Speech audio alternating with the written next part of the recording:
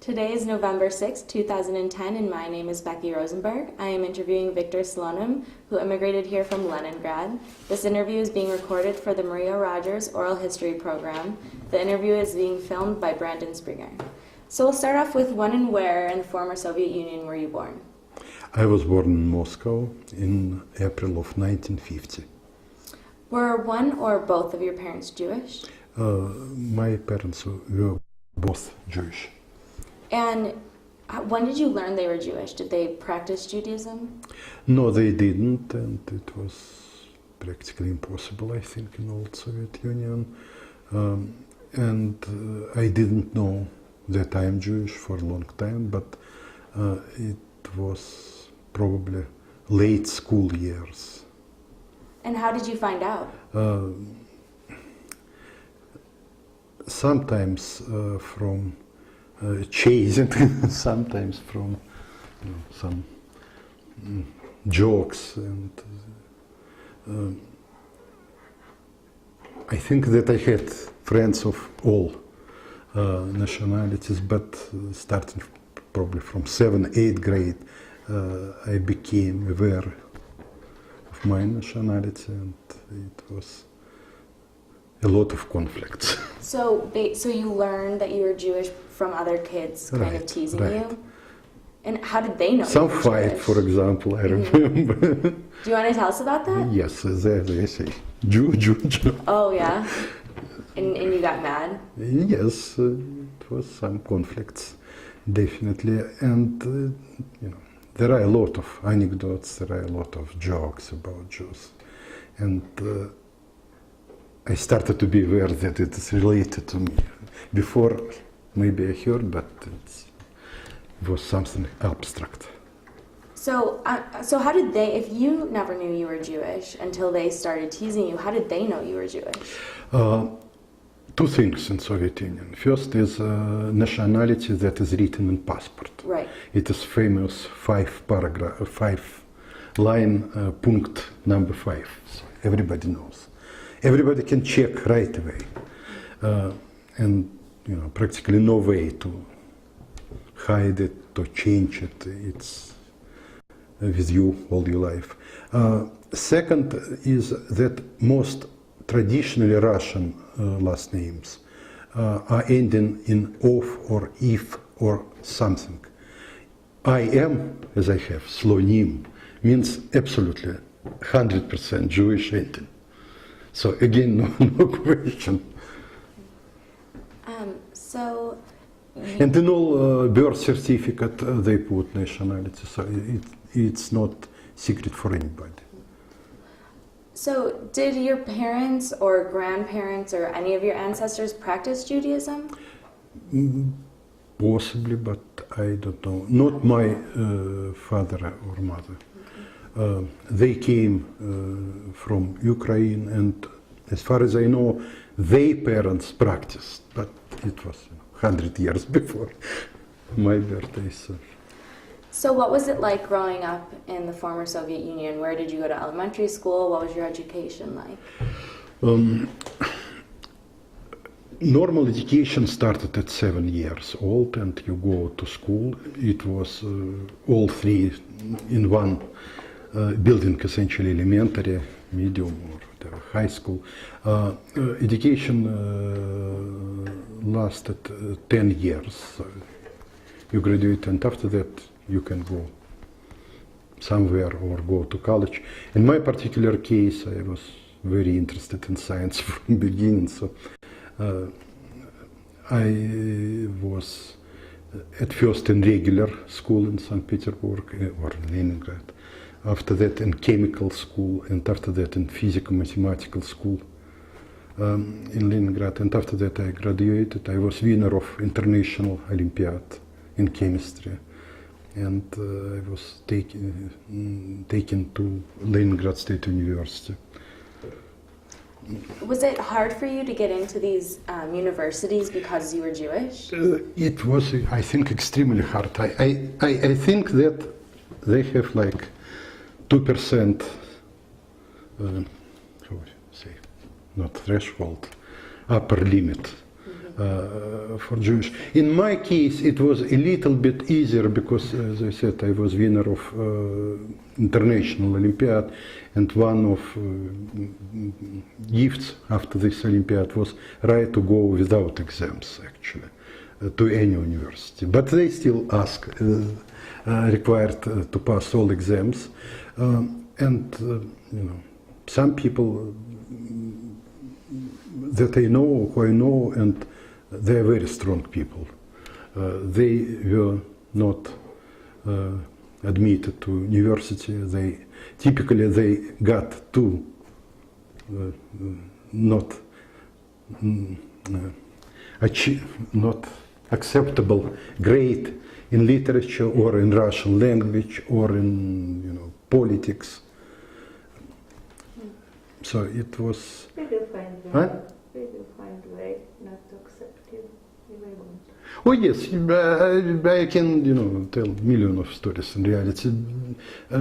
My friend from school, for example, who was maybe not winner of international Olympiad because I was lucky in this sense, but he was very strong physicist and he liked science and he was, a person who participated in all Leningrad Olympiads in physics and mathematics, and he got 2 balls, two at Russian literature, and he was not admitted.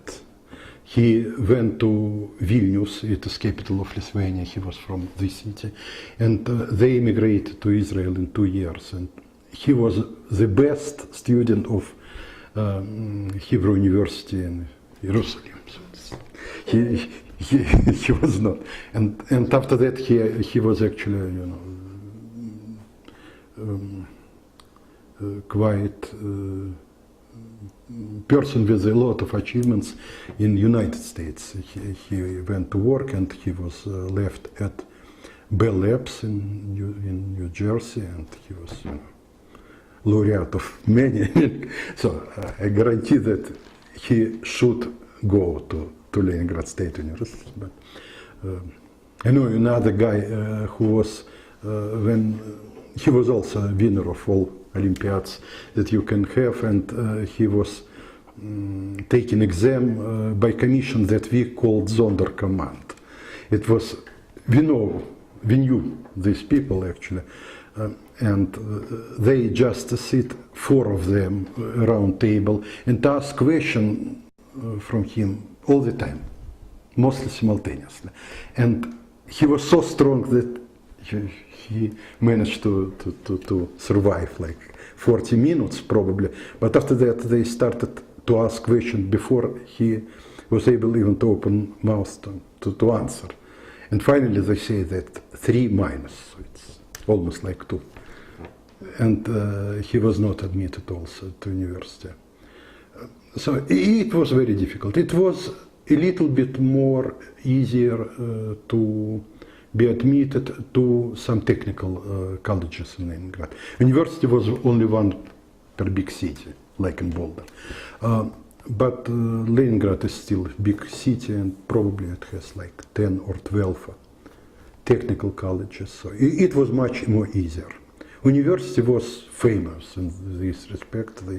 They have special, command of professors. Yeah, university is the best education you can have in St. Petersburg, that's why. It was probably the best education. Winners of Nobel Prizes and at this place. So? Brennan, do you have something to ask? What languages did you grow up speaking, or language? Russian and English. I studied German. I studied German at school. I studied German when I did PhD, and but it was always very formal. So when we came here, it was first 3 months. It was silent, no understanding at all. I completely stopped to understand anything, even few words that we knew. I started when we decided already to leave, and essentially all routes were cut. I took classes with some English teacher, but it was half a year probably. And she was very smart. She said that it's not enough time to speak. It's not enough time, to write words and so on. So just take some book that you know in Russian and read, even though you don't understand anything. Just read many times in a row. And she was absolutely right. I was amazed, actually. I took Agatha Christie, and after I read it 5 times, and book that I knew in Russian, actually, I read 5 times, and I started to understand intuitively everything. So it's interesting. Did your parents speak Yiddish or Hebrew? Not that I know. I think we hide it. I'm sure we did, we hide it. I know that my uncle did understand Hebrew, but again, he had very tragic, actually. He was very talented guy. He went to study in Germany, and when he returned, he was convicted as an enemy of the people, and he spent 17 years in Gulag, in concentration camp in Russia. And at the same time, he was probably, I think, extremely talented person, because he had patents in high-speed drilling, patents from anywhere in the world, from British Queen, something enormous. And still he spent 17 years there. Why? It was incredible, actually, because he started to work, cutting wood and what they supposed to be. But he was so good engineer that eventually the most talented people from this Gulag system were taken into special camp where they worked on, some technical things. And it is amazing that not only he was there, he had actually a group of engineers and he worked on this drilling machine, but also this camp included Tupolev, and who was general constructor of Soviet airplanes, and a guy, I forget already, who did first Russian space rocket. So it was like big technical institution in the middle of Russia. So he spent 17 years. Why did he go to Germany in the first place? He went to study. Probably he had opportunity because he was born in 1908, I think. So probably when he finished school, I think maybe I'm wrong, but I think that it was period when it was not so difficult to go study abroad. It was first years after revolution, so probably. And then why did he come back? He went to study. Okay. He didn't try to immigrate to so time. So he went back without any question. He studied. He has family, friends. It was not his plan, and he started to work, and he started actually to design this drilling machine.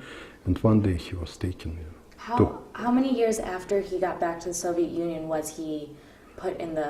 I think 1 or 2 years, because he was taken to jail in 1937. It was famous year in Russian history when millions of people went. And what did they give any explanation for what exactly he was being? Oh yes, they said that he brought 15 kilograms of explosive stuff to his plant, and he was going to explode it. He was planning on doing that? Of course not. Oh, that's what they said. No. It was official sentence. Okay. And he was in the camp for 17 years? For 17 years. Did he survive? He survived even more. It's incredible. Actually, Bill tried to interview him. He died now. He died like 7 years ago. So at the end, they achieved so much things inside of this camp that my uncle got the highest award of Soviet Union, technological, Stalin Prize. And because he was inmate, actually his superiors got all, award, but they gave him money. What was very nice. So he got Stalin Prize, and after, in 1954, Stalin died, and it was big amnesty in Soviet Union, and he was completely, And what was your uncle's name? Alexander. And you had another relative who was also Naum Maiman, who was put in the camps, or No. no? What was As far as I know, Naum Natanich Maiman, it is Olga's father, and Olga is, wife of my cousin, so it's some redirection. He was fantastic scientist, one of the best probably in the world. Probably Olga knows better about it. Yeah. I don't know much. We don't know really much of detail. I only know that he didn't sign something and he was considered as a dissident. And even though he was very famous professor, there are theorems in physics that have his name actually. It's greatest theorem of Maiman, he is Pomeranchuk. It was another great physicist in Russia. But he was, sequentially decreased in his scientific, levels. He was full professor. After that, he was, not full professor. After that, he was senior scientific researcher. After that, he was junior researcher. After that, it was like 2 years where he slowly lost all his academic degrees, and they take one after another. What were your interactions with Naum Maiman? Say it again? What were your interactions with Maiman? I went to graduate school in 1974.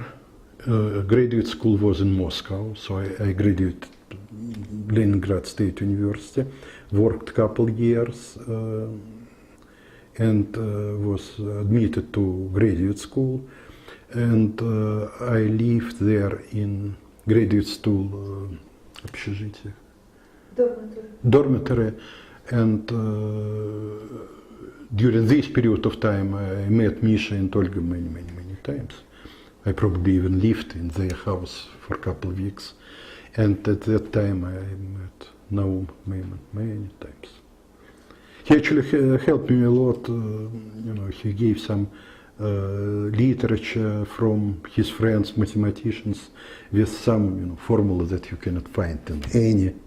So it was just professional help. Are there any stories from that time that you remember that stand out particularly? Not about Naum Maiman, because I met him probably 20 times, but still it was. But my uncle in Leningrad, we saw him, of course, all my life. And But they didn't really share. They were so afraid, and they didn't want to put families through such hard times. Right. They didn't share much. So eventually he went out of this camp. He was completely, how to say, оправдан. They took away this All sentences were taken away, and he started to work, and he continued to develop this drilling machine, and it was special construction bureau in St. Petersburg, and he was chief engineer, and Lydia actually worked a couple of years. Is that how the two of you met? No. No? That will be a different story. Okay. So were any of your, since you lived in Leningrad, were any of your family affected by the Nazis? Not. No? Not. Did any of them? I think it's very different period of time. Definitely everybody was affected by Nazis in 40s. But I was born in 1950s, so it... Well, what about your parents? What were they doing? My parent, War my II? father, actually his first wife died from starvation during World War II. So of course it's German. And then your and, father met your mother? And my father was on front, and he survived. And his first apartment actually in St. Petersburg was completely destroyed by bomb that went exactly inside of this apartment. Definitely, I cannot say, everybody was affected by Nazis, but a little bit earlier.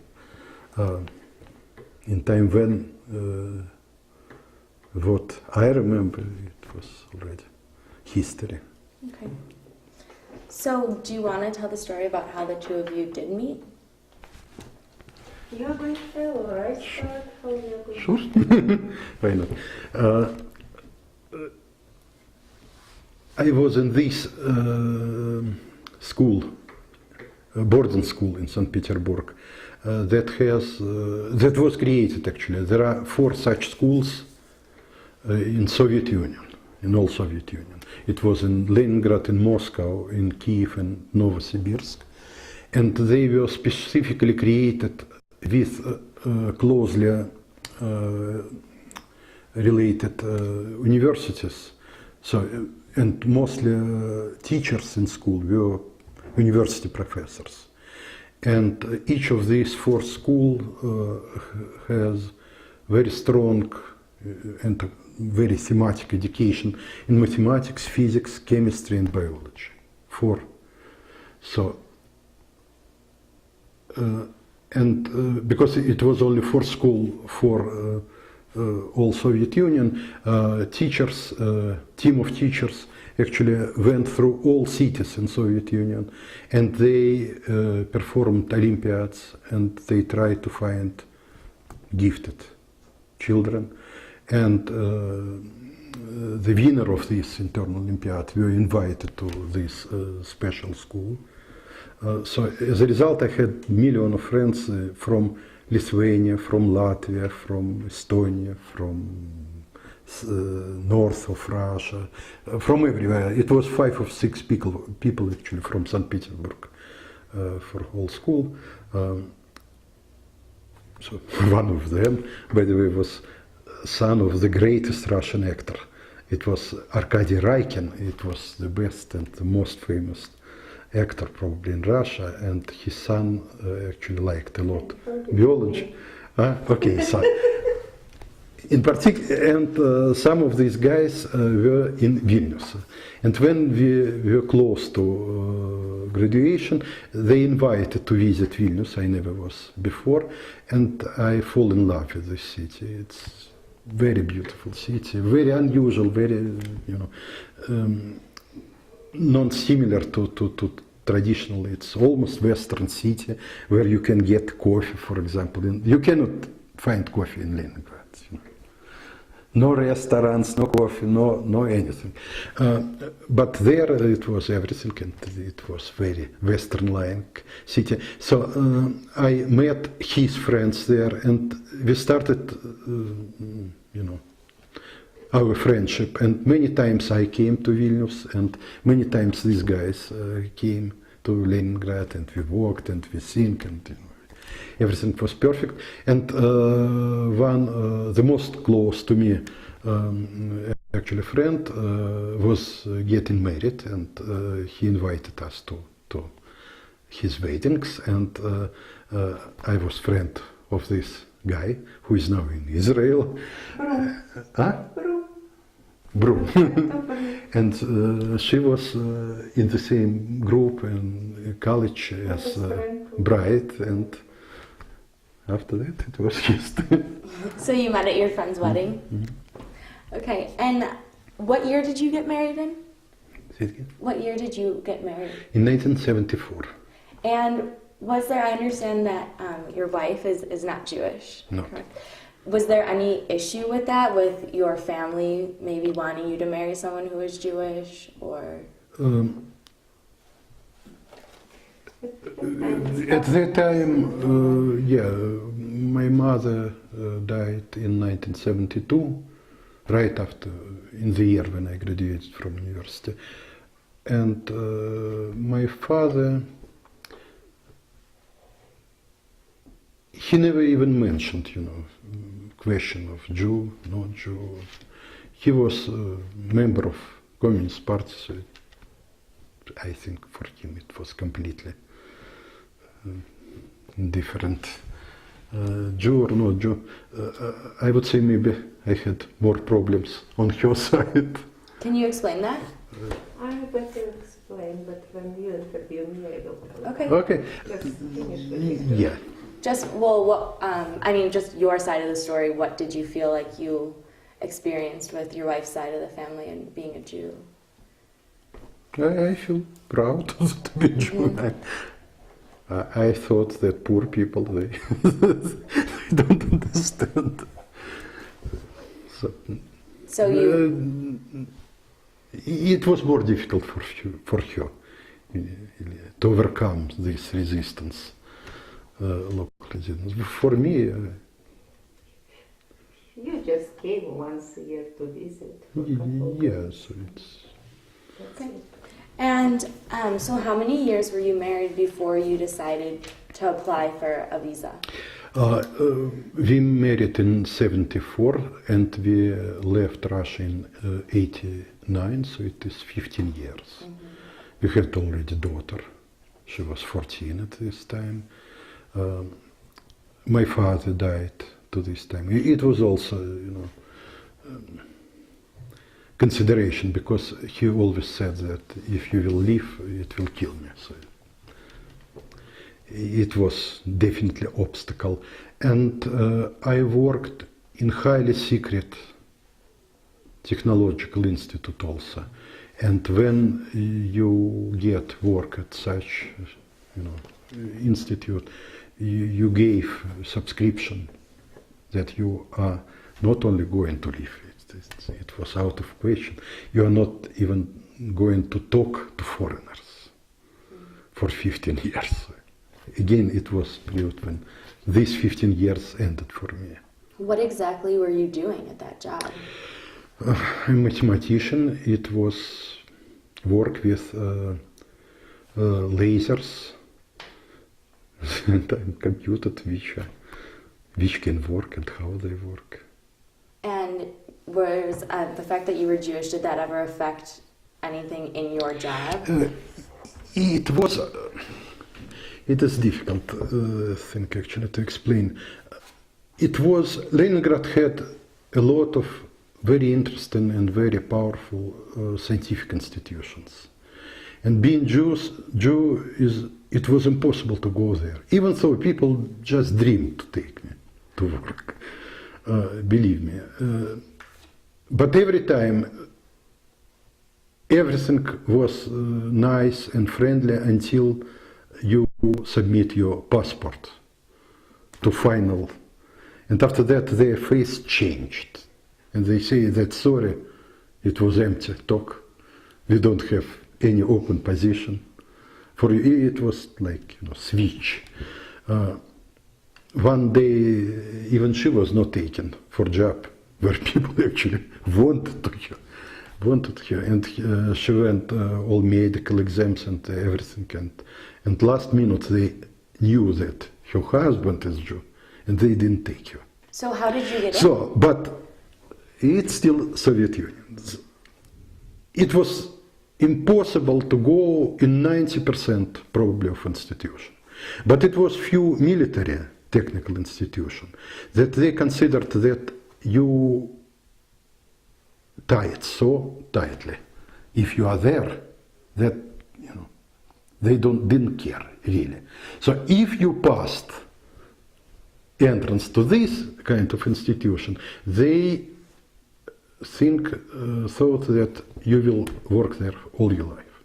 And you never will go, even to talk to foreigners. So it's okay. In this case, talent and head is okay.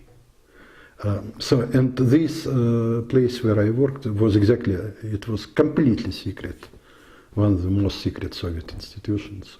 When you are there, you are there. Actually, I started to work before graduate school, and they were very hesitant to allow me to go to Moscow to graduate school. So what made you decide you wanted to leave? I would say a combination of all these rules, and it was a period of time when it's accumulation. The more I lived, after graduate school it was the same story.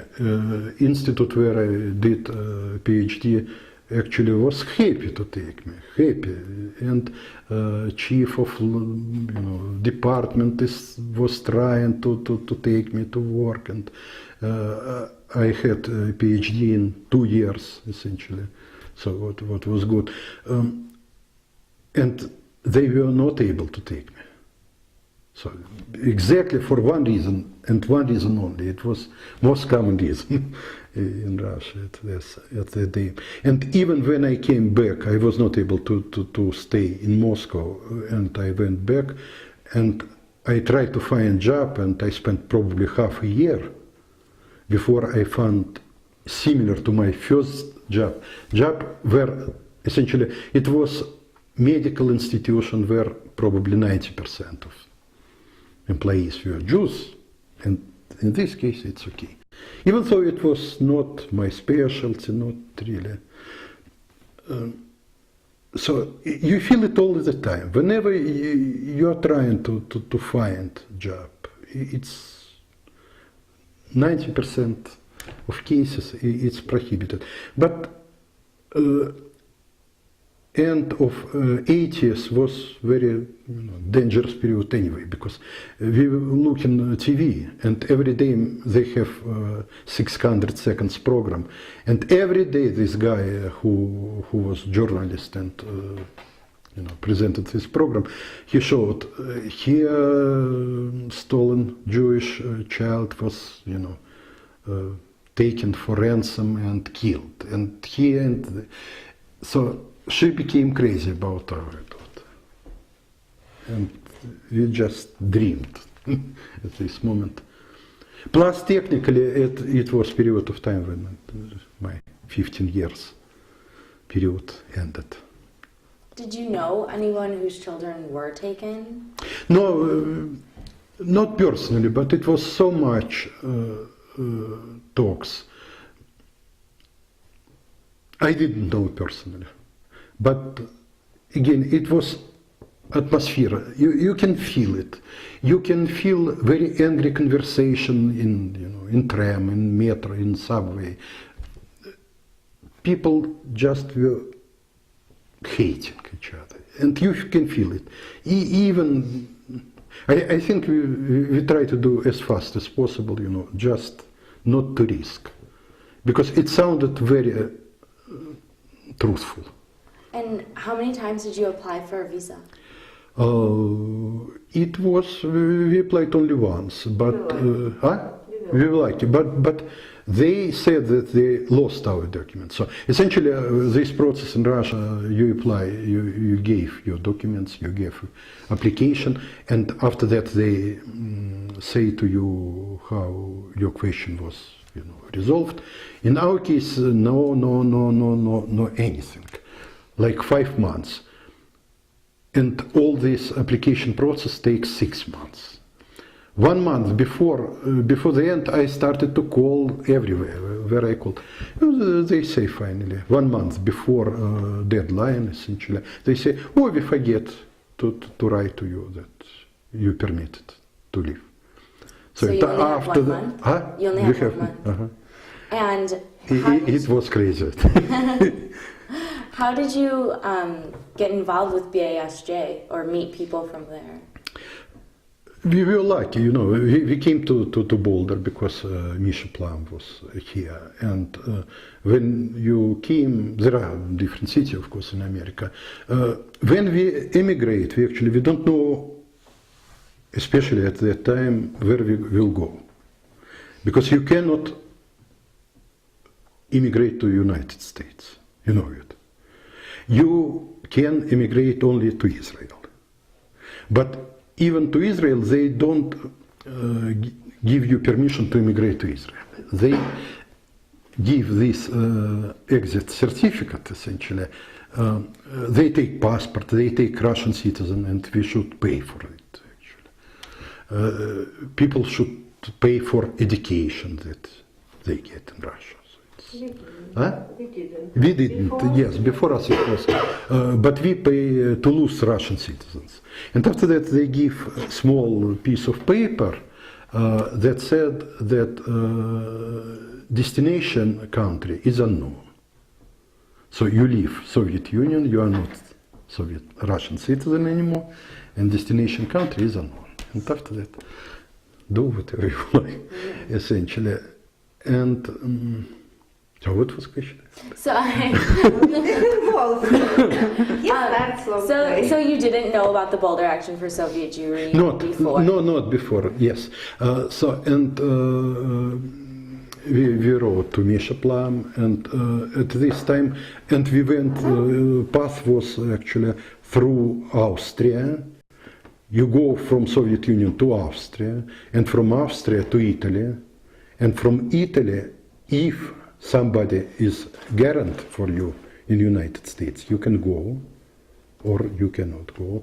And it was actually a very difficult period of time, because at that particular moment, United States decided not to accept Jews anymore, because it's now democratic country, Soviet Union. You know. So how long did we were in Rome, and it was minimum amount of money, but still, you know, very helpful. But we were there 2 or 3 months, and at that moment, actually, America started. And why didn't you want to live in Italy? Why did you want to live in the United States? We cannot. It's not our choice. It's not our choice. The only thing that we might choose was actually Israel. But we want to live in America. Every country you go, we need to go to consulate and... Oh yes, all this Austria and Italy was just intermediate state where we stayed under... It was the way how it worked. Okay. All the time. So, For Soviet Jews. so when you came to Boulder, what was it like stepping off the plane into America? First of all, I was so sick that I almost died. So I have 110 probably. I always count in Celsius. It was difficult.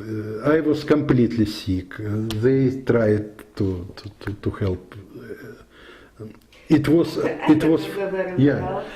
flight actually, charter flight without any stops, without anything. So we spent like 12 hours in Rome airport before we were put to this plane, and I was lying on the floor because I didn't understand which country I am in. So, and when we finally came here to Denver airport, and Misha and Olga actually met us, it was, you know, like new, completely new life. And at that moment, it was actually, I think, mechanism of this action.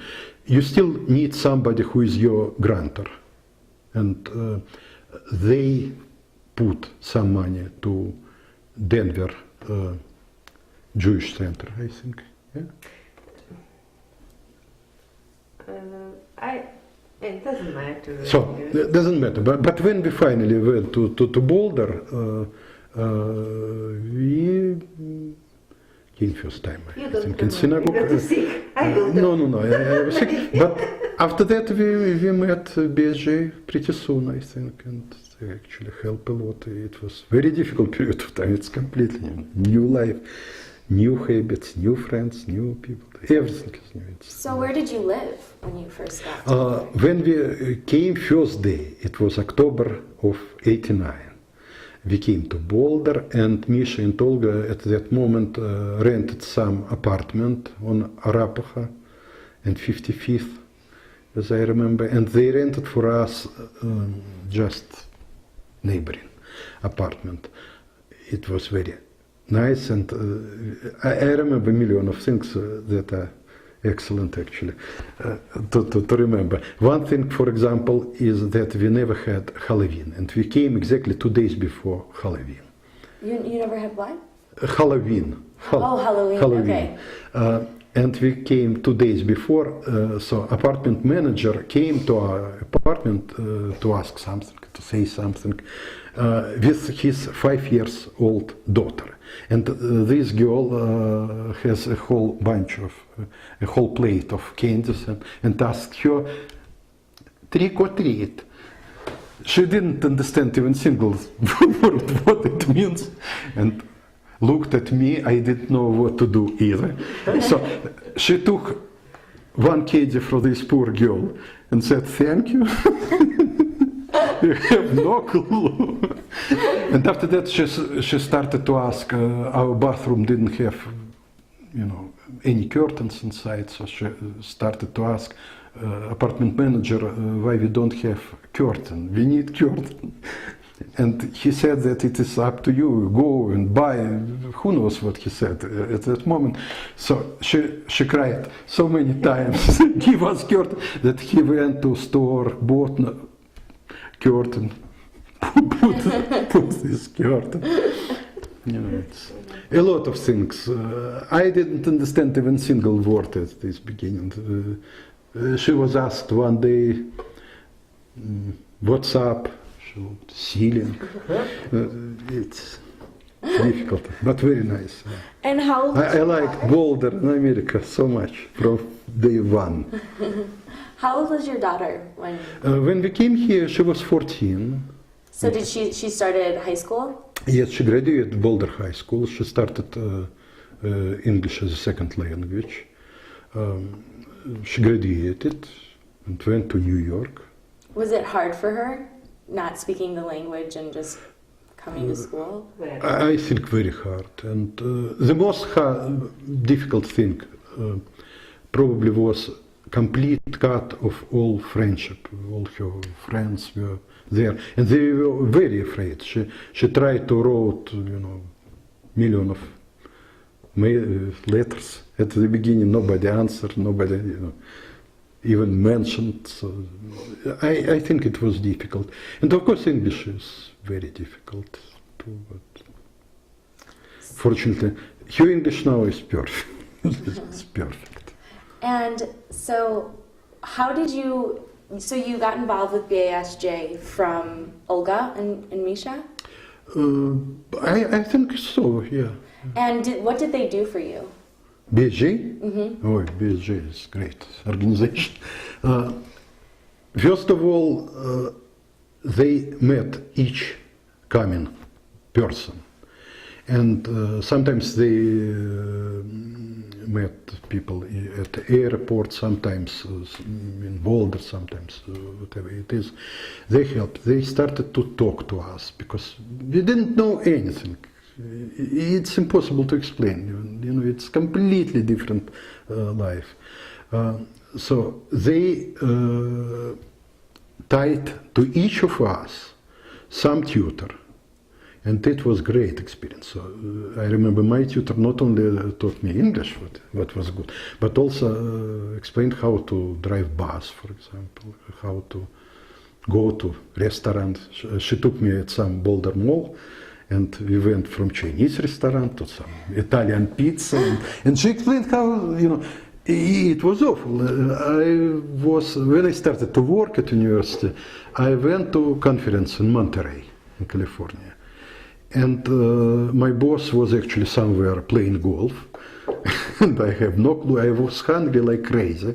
So I went to Harbor, someplace there. And they have pizza by slice, but I have no clue how to ask.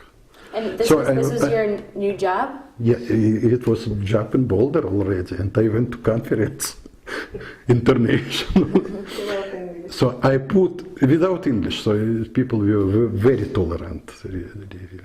So I tried to push my dollar, and I have no clue how to say pizza, how to order this pizza. So it was difficult. English is very difficult, actually. How big is Jacob? So first thing, they gave us tutor. I had tutor, Lydia had actually Sarah Jane Cohen, so it was also very good, and they helped a lot. Second thing that somebody suggested to BSJ that people mostly needed TV, and somebody, very generous person, bought essentially TV for everybody who was coming. It was fantastic because it was best way. First of all, I didn't understand anything, really. We watched TV, all three of us, all the time, without really understanding. But when you repeat, I remember even now, if I can do it, you can do it. And it is good, American sentence that I would never imagine to know. So it was very useful. A lot of stuff. Once, for example, our daughter was sent to Jewish summer camp, and BSJ actually took, I think, all expenses. We needed to pay $500 more, and we didn't have this, of course, at that moment.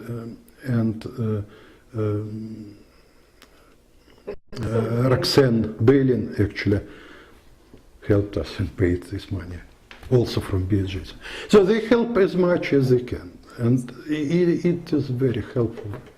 So it sounds like your daughter went to a Jewish camp. Did you go to synagogue? Did you get involved with Jewish life once you were in America? You tried, yeah. And what was that like for you? I mean, did you ever It was, temple? I liked a lot singing, for example. Everything was nice, but at the same time it's so unfamiliar when you never touch it. It is so everything good, but we didn't participate really a lot. And do you do that now? Are you involved in synagogue at all now? Practically not. After we left Boulder, it's different because we have synagogue in Westminster, it's more closer than Boulder to drive. And Victor works long hours, usually Right. it's hard to go on Fridays. I tried actually to help also to Bill and to BJ also as much as I can. I remember it was some movie about judicial system in Soviet Union. Bill did something, and so I tried to help. We also try to help newcomers, and everything is fine with Does your daughter identify as Jewish? She knows perfectly well, but I think she also She's married, and she married Jewish Okay. too, and she lives in London right now. Okay. And so It's different generation. yes. So you were talking about before that your first job. What was your first job? It was 3 or 4 months after we came here, so I got some tiny vocabulary to explain anything. And I went to university, and I met actually a few people who worked at GILA, Joint Institute for Laboratory Astrophysics at the university. It's one of 2 towers. People who worked on very close things to my PhD.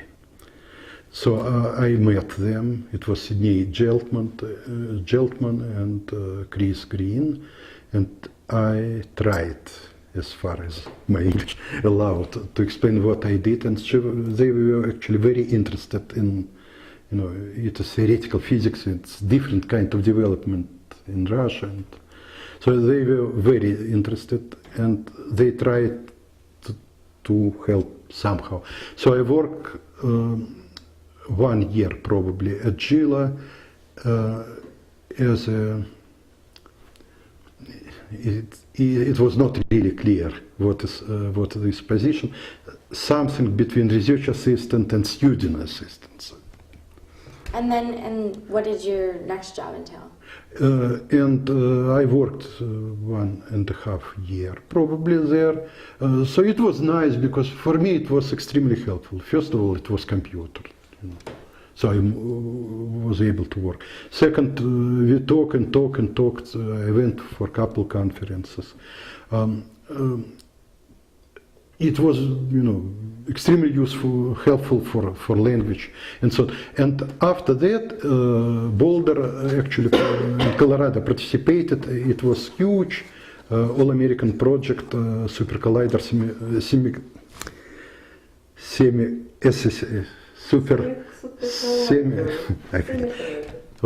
super collider. It was actually big fight between Colorado and Texas won it and started to build it, but they needed scientists all around the world, so they gave some money, some grants to all universities, and in particular at CU, and I went to interview, and I was accepted to high energy physics group as a research assistant, and I worked there 3 years until this super collider project was closed. And after that, I started to look for job, any other job, and because I had programming skills, you know, almost from childhood. Finally, I found, and since that, I work as a software engineer and software developer in 2 or 3 companies. Have you returned to visit the former Soviet Union? Yes, once. We went in 2002 because I had huge nostalgic feelings, and it seemed like everything is so good there and I just need to go. And we went summer 2002 and we visited 2 weeks. I was completely sick. At the very first moment when we stopped there, I never was such sick in America. So we visited friends. It's good to visit, but at least my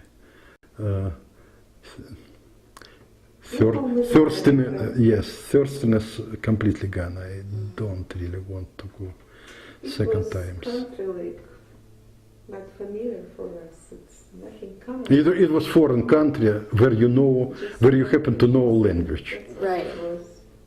So do you still talk to, do you have family or friends that are still in? Not family, but some friends, definitely, and we are talking by Skype, for example. Okay. We exchange emails, and I would be happy to invite them there, but I'm not going really in the nearest future. So all of your family is out then? My family all died. Okay. So we have only friends. Her family also practically. So I guess. I think our only relatives, Misha and Olga, Plan. And you have another relative? Yes, we have another cousin. And who lives in Colorado? No, she lives in Rochester, New York, Oh, okay. upstate. So I guess my last question is, do you have any other stories or anything else you'd like Well, to I told say? you so much. For so long. Yeah, I just enjoyed conversation. Great. Well, I'm done. Thank you very much. Thank you very much.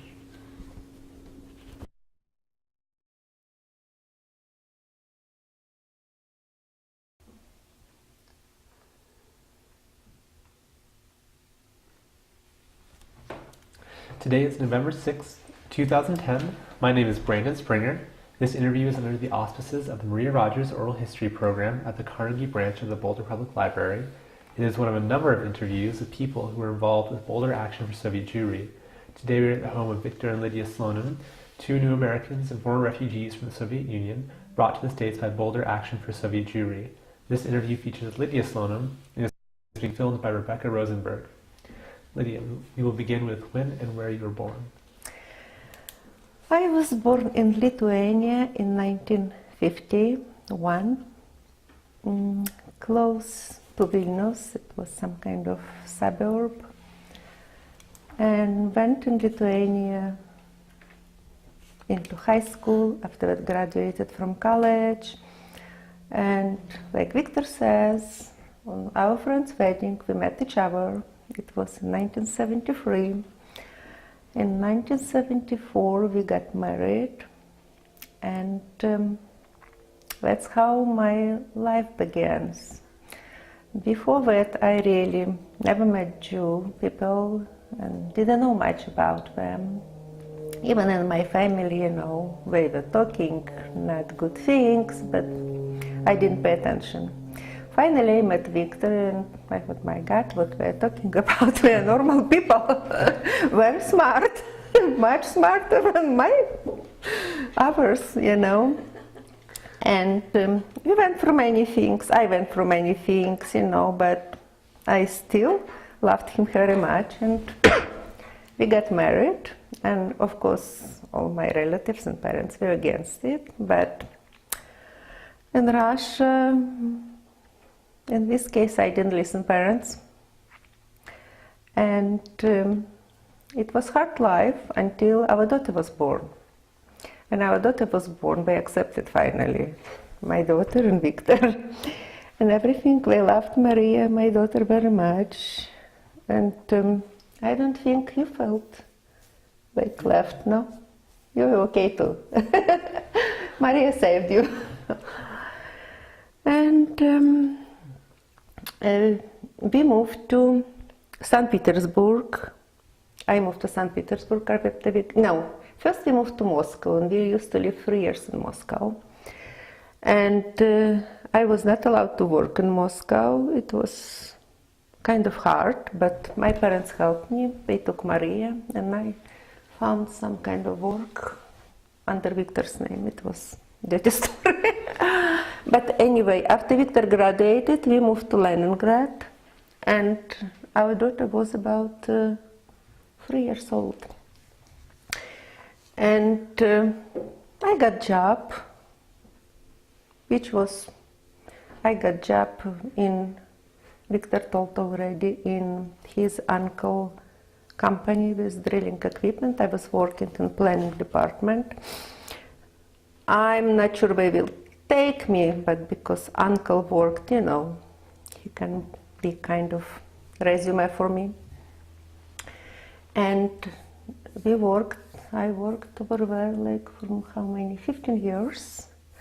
And after that, our daughter grew up, and she is very talented. She always was in the art.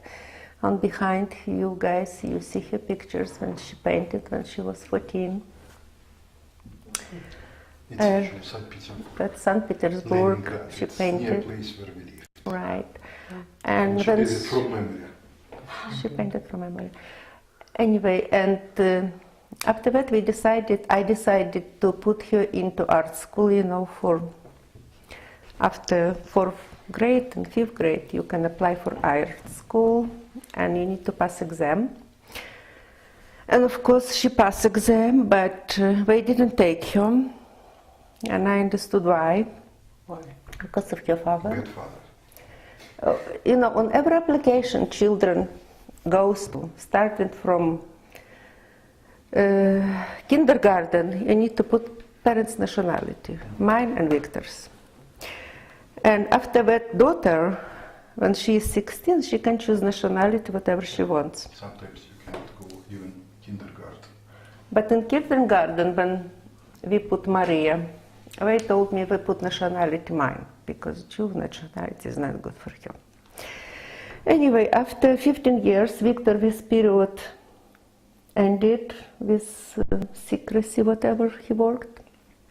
And Gorbachev came to power, and I didn't have parents at this time. Viktor didn't have parents, and we didn't have much to lose. We decided to open better life for our daughter and, of course, for us. And we applied for immigration, and Viktor already told long story, lost documents, blah, blah, blah. But they gave us 1 month to live, but it was enough. We left almost everything. We just took 2 suitcases, daughter, and we left. Anyway, after we pass, what in Leningrad we pass, you know, this, when they check you. You're looking at me like you don't know. In Leningrad, when you pass board, you know, in Russian, they check you, custom. When we pass custom, I started to cry with Maria, and Viktor thought, oh, finally it's over. It was exactly episode. They cried. Right. They have very strict search. Right. They search everything. They search. So they everyone. cried heavily, and I was so happy first time. I just Anyway, Viktor was very happy, and we were of course afraid because it's a no country, you know, it's no language, nothing. Even we know we have relatives, Olga and Misha, but still. Anyway, we went through Vienna, after that Italy, and we were quite lucky in sense they lost our documents, and that time we opened border to America because all our friends who left before us, like half here, they were in Italy, waiting until border will be open. Anyway, you said that you took 2 suitcases. Right. How did you decide what to take with you? Whatever comes to your head, underwear, pillow, what you have, few plates. I took what I took, 1 pen, 1, you know. Whatever you think it will be necessary for first time living. $90 in cash was allowed. Right. And they search everything. Wow. Yeah, anyway. And where I was? Oh, after that we came to Boulder. And thanks God to Olga and Misha Plum, who were our sponsors, and you know, at least we know who to ask because it was first days, and BAJ was doing first steps at that time, you know. We were not first family, but we were one of first after they created organization. And in the beginning, Olga and Misha were taking care of us, of course, renting apartment, told me how to write the checks, you know, at least how to say thank you and things like this, because I didn't speak any English. Don't grab candies No. from little children. They gave this, they took candies and gave it next day and apologized for me, I know that. Anyway, and after, of course, first job, Misha helped me to find, and to Viktor, because, you know, even at least he helped me to set up interview, and I was accepted to New Date at that time in Louisville, and of course this organization was sold several times, and I worked over there 20 years. But back to BAJ, like it was a month after we came, probably 2 or 3 months, I don't remember exactly. This organization was already formed, and of course we were helping a lot for us, you know. Everyone had tutor, even our daughter Maria had a tutor. We can ask questions, you know. At that time I was taking accounting classes, you know. I didn't know many words, you know. Even I graduated, I have like degree in economy, but it was Russian degree. I wasn't familiar with terminology even. And Sarah Jane helped me a lot of, you know. And any questions, you know, I could ask about classes, about real life. I got tickets, she helped me what to do with this ticket, you know. Was driving. Yeah. Was not good driver. We had no idea what to do. You know. You told me to do it. I know. Go. Of course. Go fast. We got Right. immediately tickets. We have no clue what to do. Of course, we got furniture, we got all first things, you know, we needed, because in 2 suitcases you didn't put much.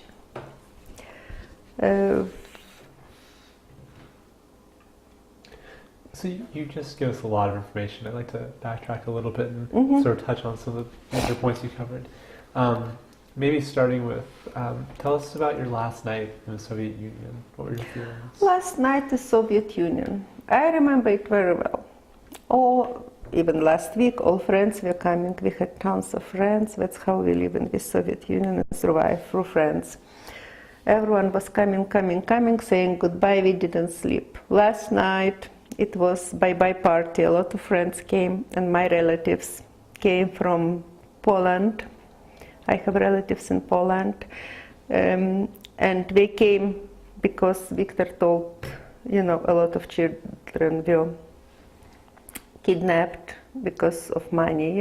If you live in Russia 40 years, you have some things you sell, you have some money, and my aunt from Poland, she was taking care of my daughter because we had a lot of business to do, like immigration business, sign papers, and she just took care of my daughter. He just kept her hidden in the apartment, that's it. Because teenagers, 14 years, she doesn't understand. She ran to play, run out of apartment. She was not allowed to do that.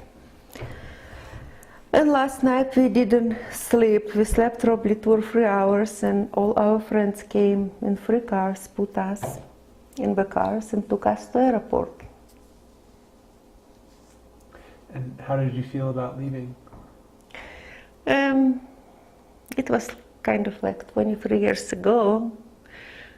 It was, on one side it was sad, on another side it was a lot of hope for new life, at least for my daughter. I didn't know much about my life, but I knew my daughter will have better life, and we decided to try. They cried. Oh yeah. They cried. We cried. We cried.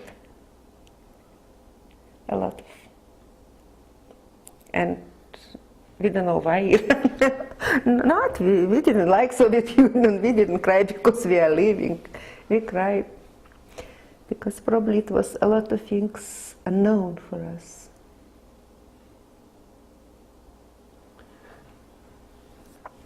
So then, Scary.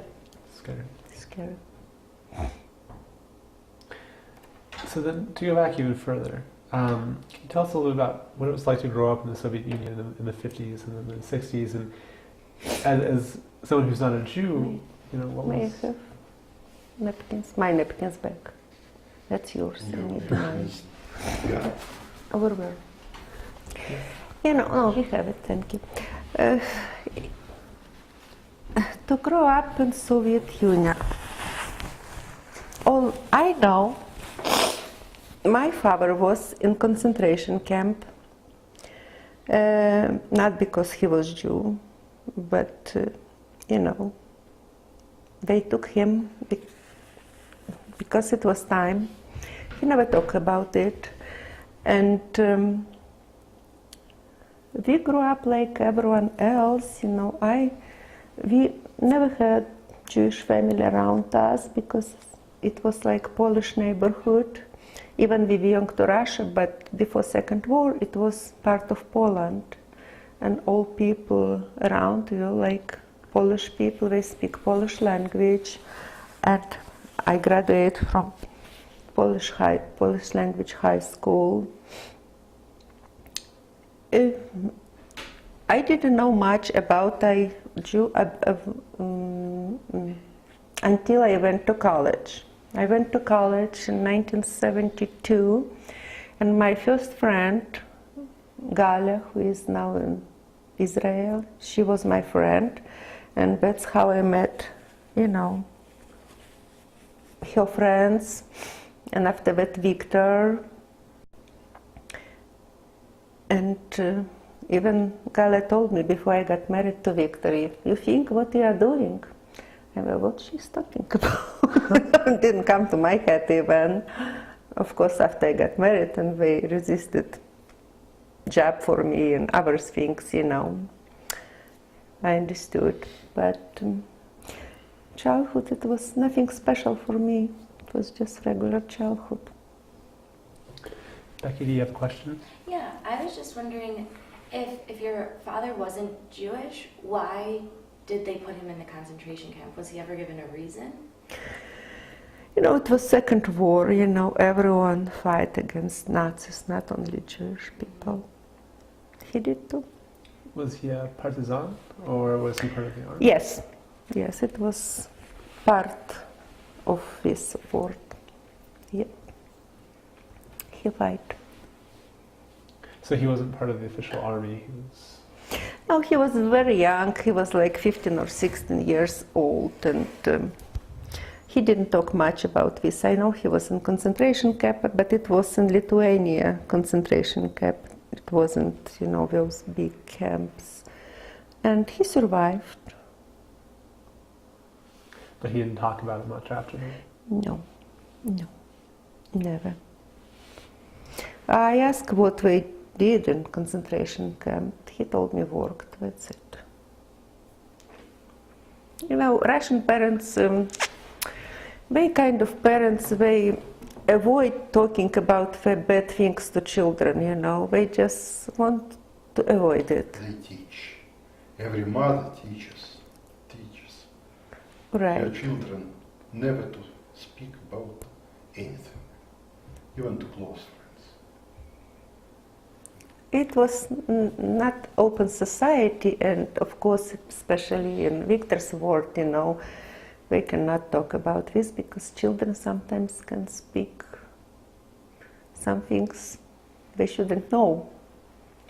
They don't know where to speak and what to speak, to whom to speak. It was dangerously to give them truth, how it works and how this world is different. Right? That's why we don't know much about. No, we know much, We know much, but only because we read some books. no, but some parents avoid documents. avoid But talking. parents never talked. I know that my uncle also never talked.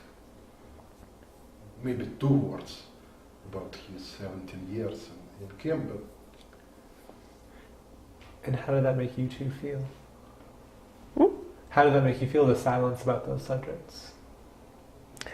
if you grow up in these conditions, feels natural, very bad.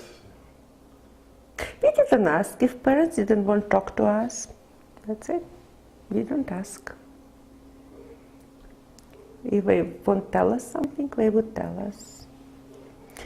And of course, we adore our parents, and we never argue with our parents. It's not like here. You never tell anything bad about whatever parents say. It's correct, always. Can we pause for 1 second?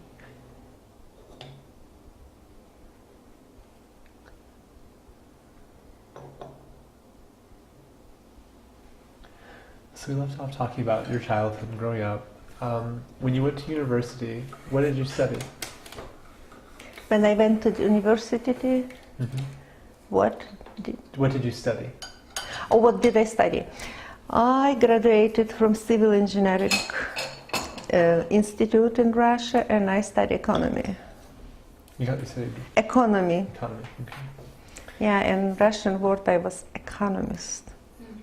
Here is, I know, financial something, maybe analyst, whatever. In America it is. And at that time, what did you do in your leisure time? At that time, like every student, we went to movies, we read the books, we went to theaters, talked to friends, we had a lot of friends in colleges. We were not allowed to work like in America students do. In Russia, at that time when I studied, you didn't work. You just have studies and leisure time, that's it. Which was kind of nice because they pay you stipendium, you don't need to work, but you need to keep grades up to get it. That's all. And then did you meet Viktor when you were in college? Yeah, I was in 4th years in college, right? In college we have 5 years study. I was in 4th. It was when I met Viktor. Yep. And what was your family's reaction? Oh my gosh, it was like, how many, 40 years ago? I don't want to say anything bad about my family, but it was not good. It was not good at all. What about your non-Jewish friends? What did they think? Friends, different. At that time, all my friends were from college, you know, and I lived in dormitory in Vilnius, and they said mostly nothing, and I lost quite a few of them. They didn't want to have anything to do with me, but that's all right. That's Do you remember what they the said? life. Do you remember what they said? They didn't say anything. In Russia, when you are not friends with somebody, they just go away and keep in different clique, in different company. And they don't want you, you don't need them. Becky, do you have a question? Yeah, I was just wondering, do you think your family didn't want you to marry Viktor because they didn't like Jewish people or because they were worried about what would happen to you? Of course, they were worried about what would happen to me. Of course, they knew much more about Jewish people than I knew because they had experience, you know. They knew Jewish people not allowed to work, you know, people don't like them, people tease them, it's hard to get education. Of course, they didn't want such life for grandchildren. They were not about me, they were about grandchildren, mostly. Personally, Viktor, they didn't say anything bad. He was a very smart guy, you know, they knew that. He was very smart, but grandchildren was the question. And then were you ever discriminated against by the Soviet state for marrying a Jew? Who? You. After Or I met Viktor, of course, they didn't take me for a job, you know, I was not allowed to work where I wanted to work. As a matter of fact, you know, when you fill up application, you know, you do everything about yourself. Of course, I'm not Jewish, they take application. After that, you need to pass physical exam. You pass physical exam, bring to them, you know, when you are healthy, you're allowed to work and to do this job. And after that, you know, they give you different application when you put everything about your parents, nationality, where they were in prison, blah, blah, blah, and of course, husband. When it comes to husband and we see Jewish, they told me, sorry, your position was eliminated. I told them, why did you send me for physical exam? You know, why you didn't know before? Oh, we didn't know before. Yep, it was. And of course, with Maria, there were some problems. And I think she didn't have any future in Russia at all. Right, honey? Mm-hmm. No, she was the same kind. She was not accepted to art school for children. Even she painted much better than others people who were accepted. I went to look what she painted to pass exam. It doesn't matter. No. Whenever you go to work, you need to fill application about yourself, about your parents, about your husband, wives, about your grandparents, about your... It depends on job, yeah. If it's good job, they check you like 3 generations back. But if it's like secret, high secrets, they can check. So the only really place that you can go, no matter Jew is military education, because they know for sure that you will And be it's true, it's not true. Yes, they will take you, but they have like, you know, 2% per company or some kind of percentage. If you get lucky and get into this percentage, they take you, but if it's not. And of course you It's have... the same with university. At university it was very strict. And you need to know somebody in the company, you know, to give you references. Where they can accept. Probably If you they don't try have to accept the references. best one. He didn't tell about references, but it's always was his 2%, way. and it was quite historical actually range. But even in Tsar's time, it was higher. Mm-hmm. So, are there any other incidents that you remember of discrimination because you were married to a Jew, or because your daughter's father was Jewish? It didn't feel nice all the time, you know. You feel some kind of like you don't understand why most of the time, you know. But I'm glad I don't have to deal with this anymore. Here is different. And Viktor is happy, I'm happy. Of course, our daughter achieved a lot of by her age. A lot of. She couldn't dream about achievements she got it here in Russia at all. Mm-hmm. Actually, to go back a little bit more, could you tell us about your wedding? What was that like in the Our Soviet wedding. Honey, you tell already. It was actually Jewish wedding. Union? Was it? Where we met. Where we met. Our Not wedding, or our daughter's wedding? You asking about time? Yeah, but so your wedding. It was very short. We didn't have it. In graduate school at that moment in Moscow. We came to St. Petersburg. We can leave a message. We came to St. Petersburg. We spent. Call from landline I. That's okay. I call you Call back. from landline I.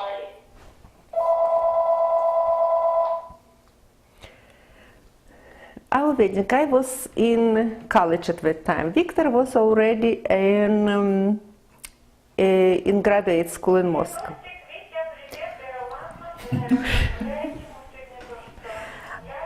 I was in college in Vilnius, and our weddings were in St. Petersburg. You know, I came from Vilnius, Viktor came from Moscow. It was just civil ceremony. Of course, nobody of my relatives came, and nobody from parents came. I was kind of alone. Viktor's father was here, and Viktor's friends were here. I didn't have any relatives, any friends, anybody. And we had nice party like for 3 hours. And After that, went to train and left to, I think, Estonia. yeah, we went for honeymoon. We just Honeymoon. left everyone. We went to Estonia, Latvia, Lithuania, and Right. back to Moscow. But it was just civil ceremony, that's it. So there weren't any Jewish aspects to it? No. But weddings where we actually met was completely Jewish ceremony in Vilnius. He is Jew, and Galia, her friend, was Jew, and it was so interesting. I saw first time. On civil ceremony, Everything was, Jewish traditions. right. But in our weddings, in civil ceremony, never was any aspect, because it's civil ceremony like here. You know, you go to the judge and some kind of ceremony left. If you want like Jewish aspects, you need to go to synagogue and have, you know, different weddings. In Leningrad, it was forbidden. In Lithuania, my old Jewish friends, they have Jewish weddings because it was not so tight like in St. Petersburg. As I said at the beginning, Vilnius was very Western-like Right. city, and all republic was taken by Soviet Union in 1940, and they hated Russians, and they still have and had at that time a lot of Jewish tradition, and they have much more freedom actually. In St. Petersburg or in Moscow, I couldn't imagine, because everybody who would visit such Jewish wedding will say bye-bye to university, to college, to work. It was just KGB around and It's cameras, just you know, we just were taking inconceivable. pictures. If you want to survive, you know, you just stay away. From the synagogues? Yes. Even if you go to synagogue, they had a lot of people with photo, with camera. Yeah. They immediately find, make photograph of you, and they will find a couple days where you Of course. study or something, or where you do your work. Or and after that they either take you, throw you out of university, or something more worse, like jail. So it was Zionist propaganda. It was called Zionist propaganda, and it was one of the worst, violations of law. So did you? With any kind of religion, I should be honest. It was secular state, no religion. Religion was not prohibited everywhere, but especially for Judaism, it was double.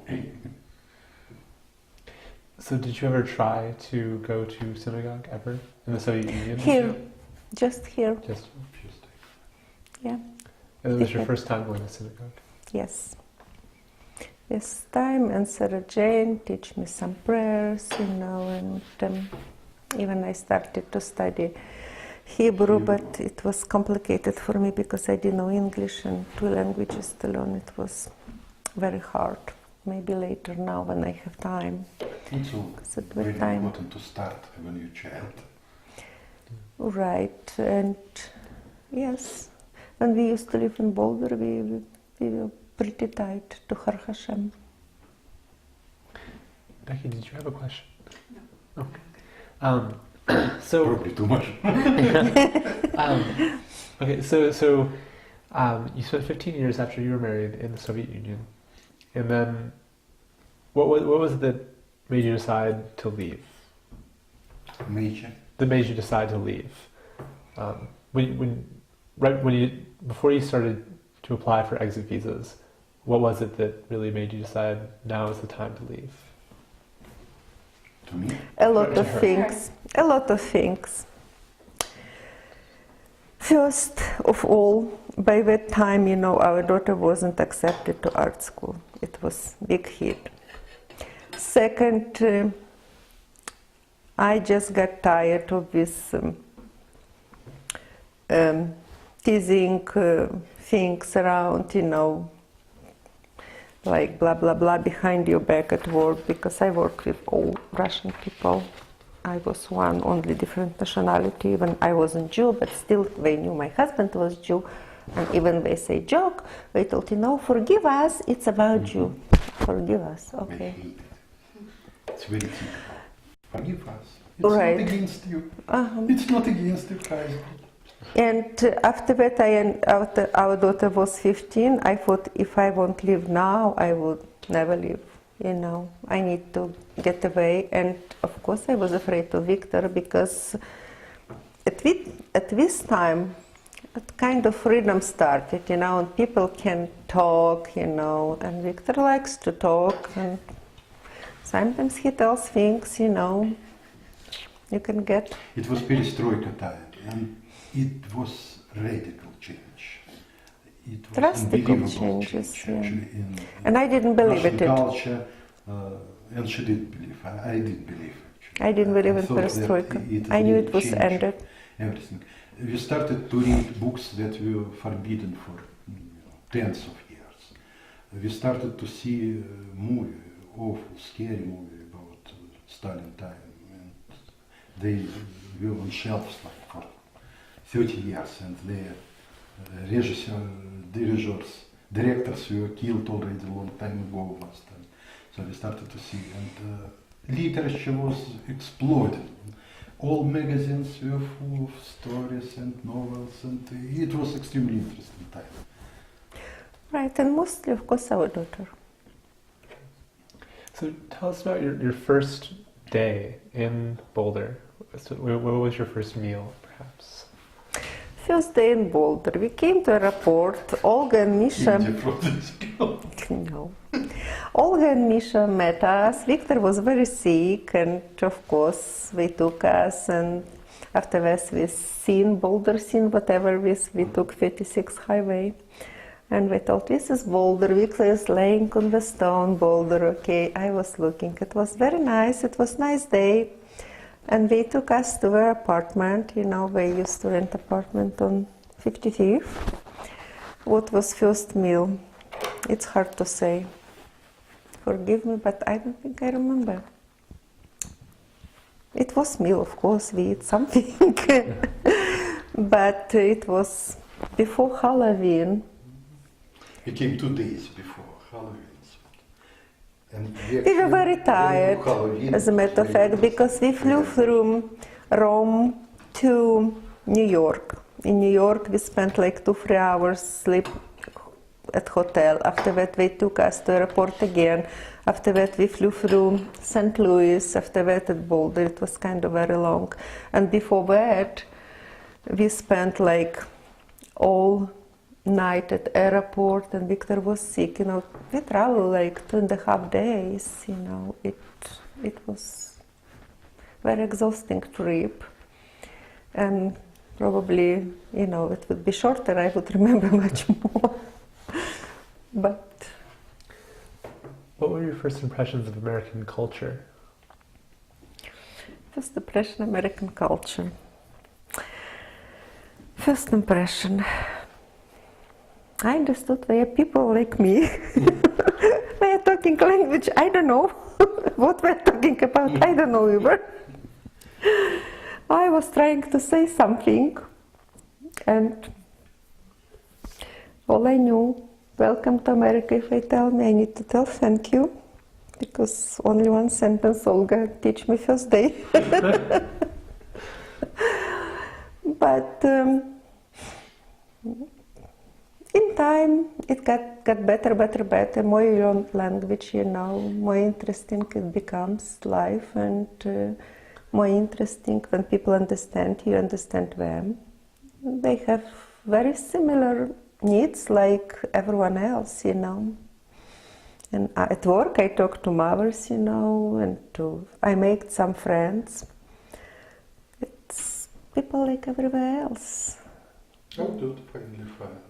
They are very friendly. A lot of friends. They were helping me, you know, especially at work, you know.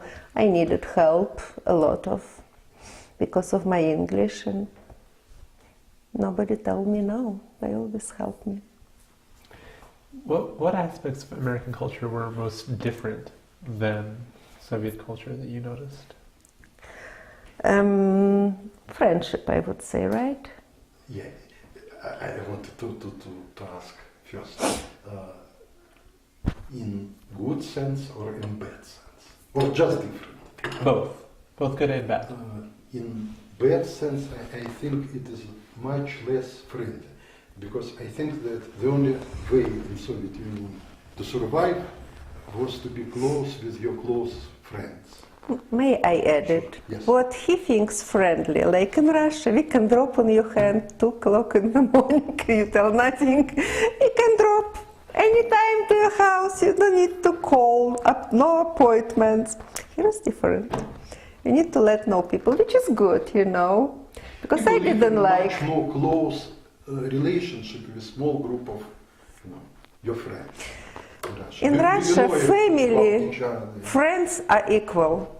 The same, family, friends, you know. Not even Here, parents, family is family, friends are close friends. circle of friends. Here is everybody is much more individualistic. They are friendly, They are very friendly, very nice people, but here you can live, you know, without it. In Russia you can survive. It is only place where you really can breathe and talk.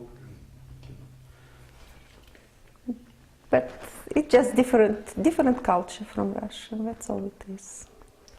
But nothing. I cannot say So anything. I would say this is transition from good to bad. It's not bad, really. It's just Opposite. different, honey.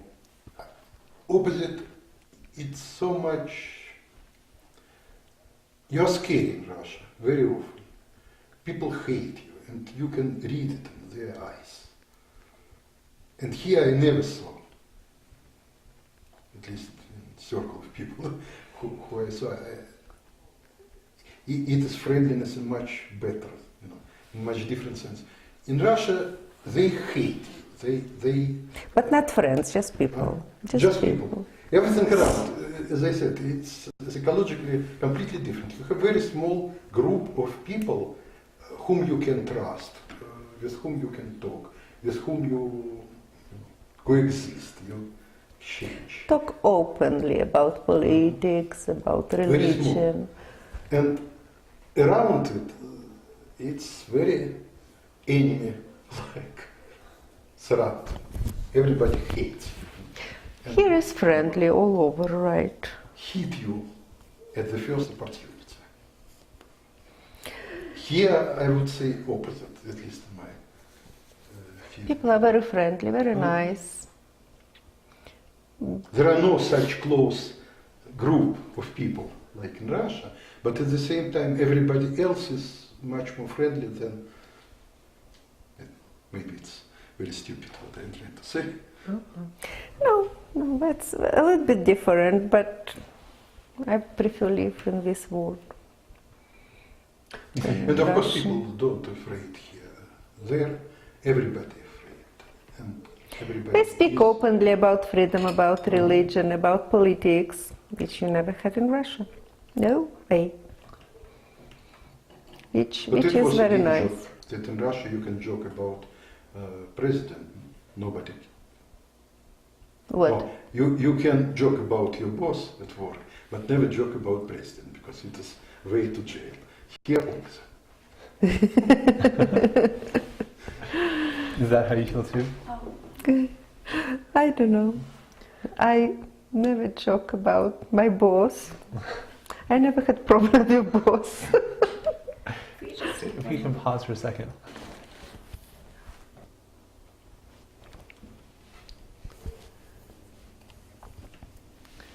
So you mentioned that the first time you entered a synagogue is when you came to Boulder, Har Hashem.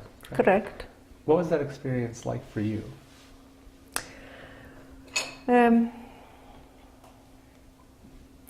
It was really different because I didn't know much about religion. I had to learn a lot of, and of course it was like Sarah Jane around me all the time, who was teaching me and making even tapes for me, you know. And at that time I didn't know much English. I barely could read it, but I liked it. I liked people a lot of, and it was, I wanted to know much more about religion, and of course Sarah Jane helped me a lot of. And did you learn more? Yes. Was there anything that surprised I know more than Viktor does.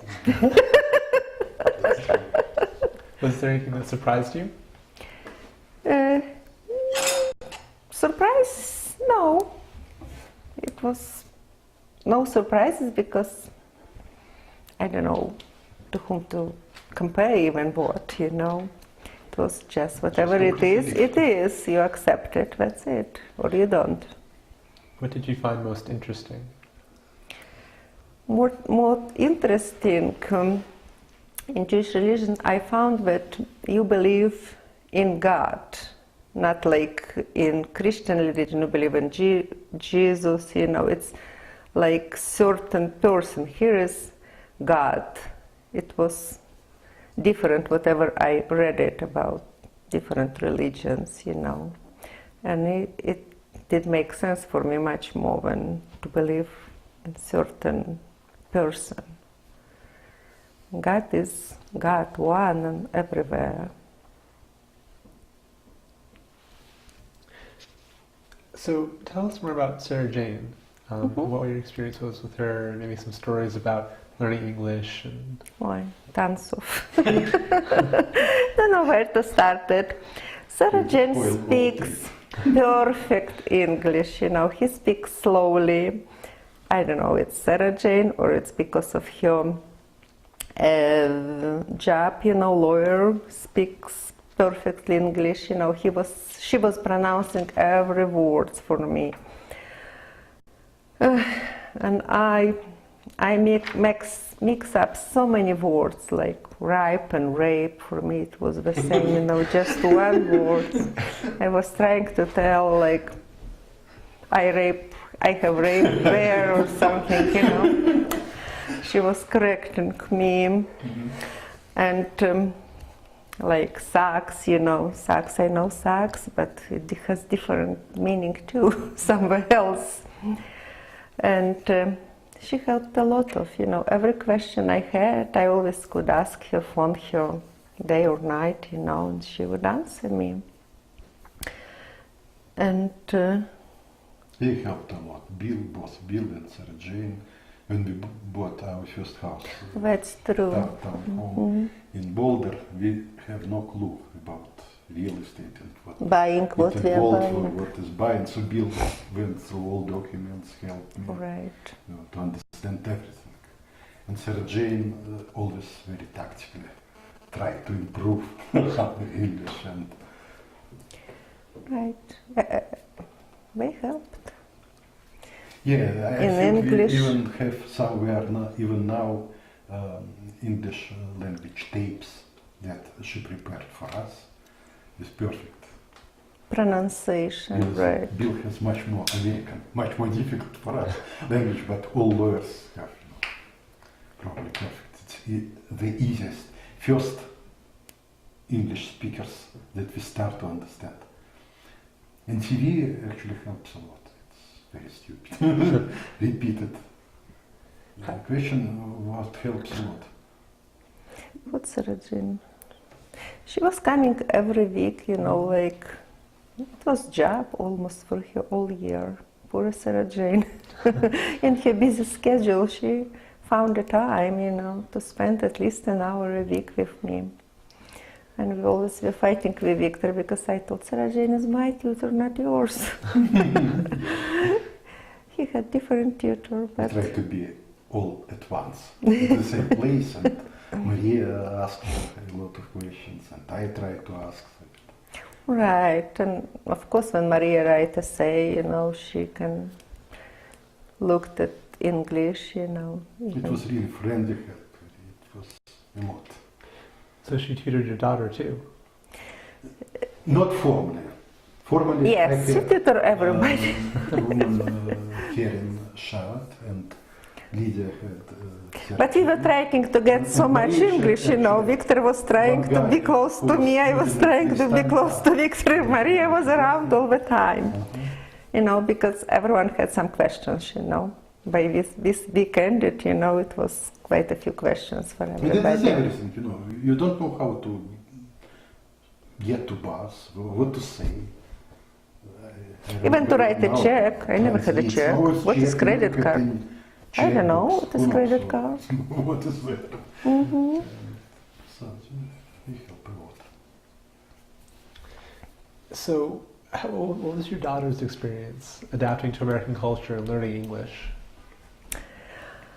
At that time, I think it was very hard for her. All teenagers, 14 years old in America, of course, they have a car, they have some kind of job, they have parents who can provide for them, they can go, I don't know, bowling, whatever. She didn't have this opportunity. And first her job was at Wendy's, I think she was cashier. It was all American dining. American dining. After that they laid her off, after that she was in Wendy's, but she worked hard to get some money for fun because we didn't have much. And but it was good thing because she understood what money means from very early years, and it motivated her to get education, to get high education, because she now has master's degree, which was not so easy for her. She got this master's degree. From Russia, actually. Master degree, and she was Soviet Union, all working and education going was- evening to schools. It was hard for her, but now she is all right, I think. Yeah, it's very nice. It was a very good job. If she got job in London, you can imagine. And so, what did she get her degree in? She graduated Parsons School of Design. It was bachelor degree and In fine arts. in fine arts, And after and that she had master degree. um, NYU, it was Baruch I College. mean, major business, MBA. MBA. Business. Yeah, it was NYU, part of College. Baruch College, whatever it was, right? In New York. She graduated. And now she's in London? Yes, she's in London. She had a lot of offers, everywhere, but she chose London because her husband is in Moscow. And from London to Moscow to fly, it's like 3 hours. And from New York to Moscow, it's like 8 hours. It's hard to see each other.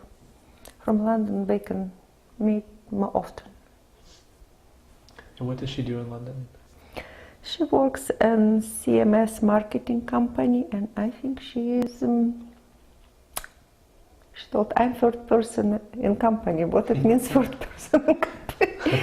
I think it's kind of She's management. kind of manager.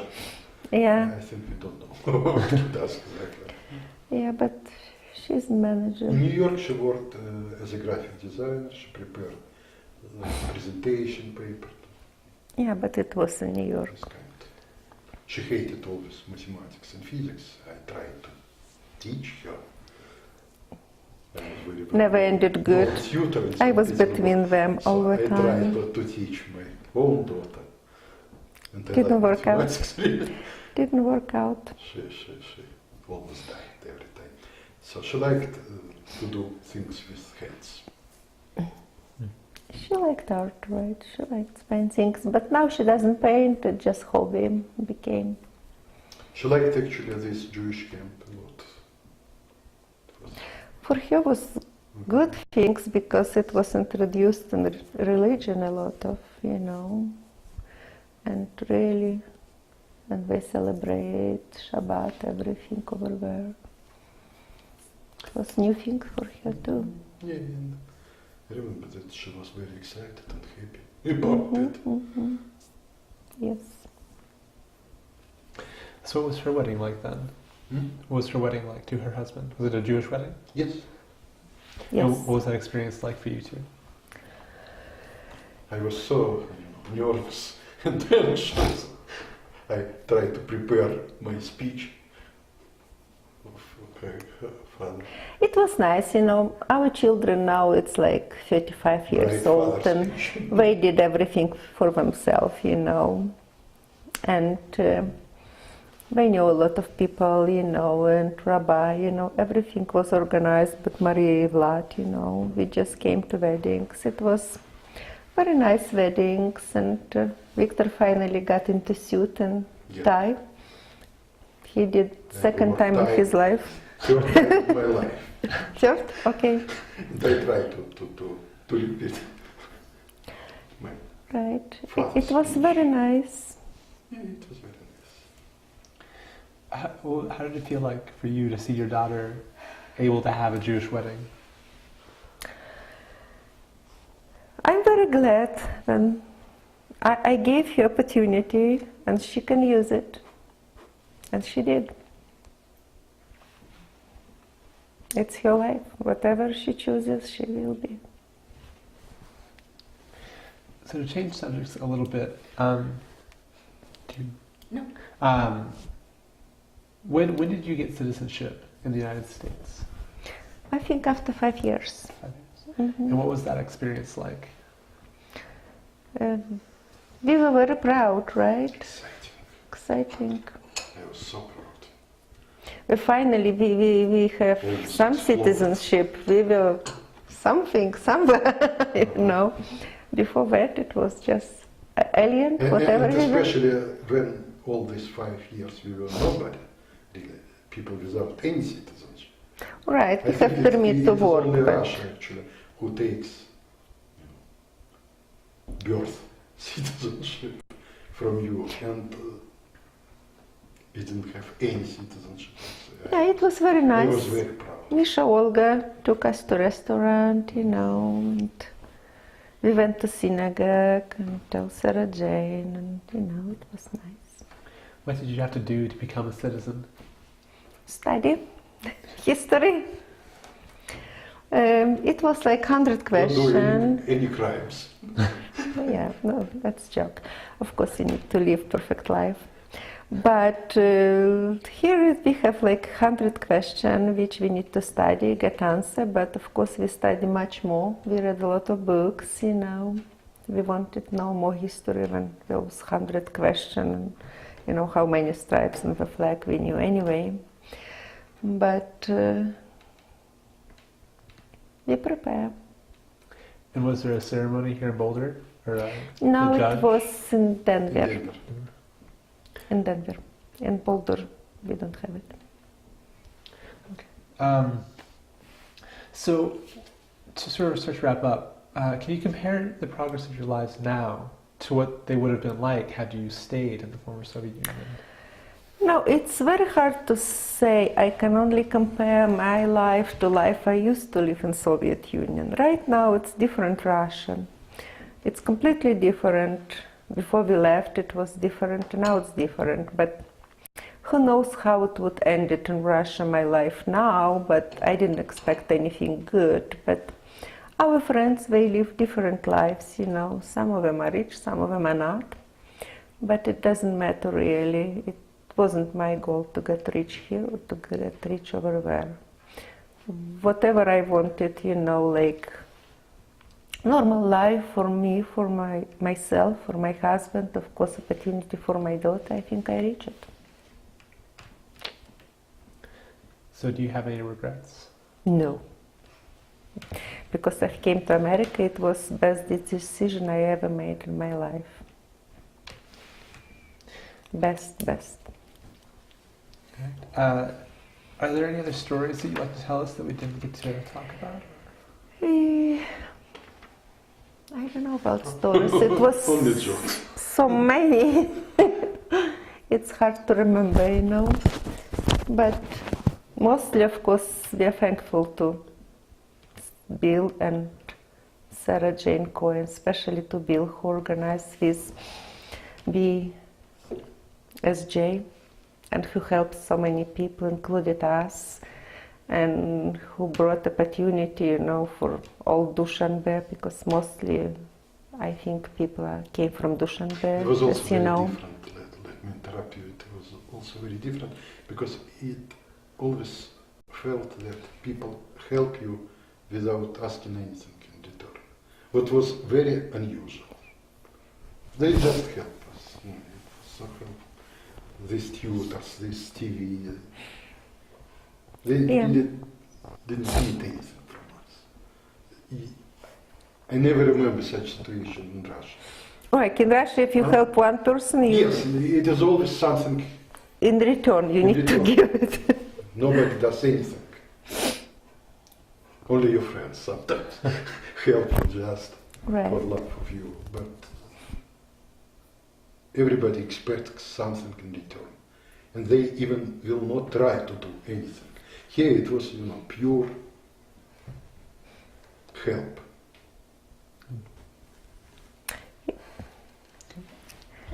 Thank you very much. You are welcome.